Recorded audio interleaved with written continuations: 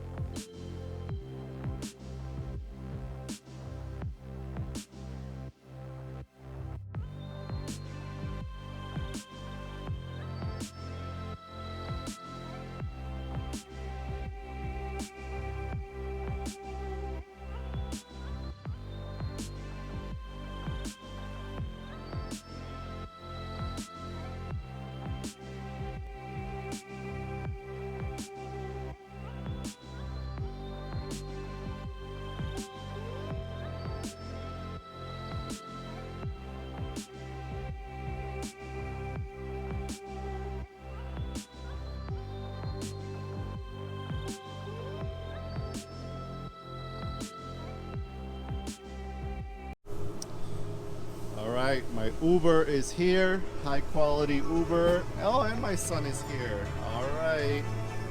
Hi, puppy.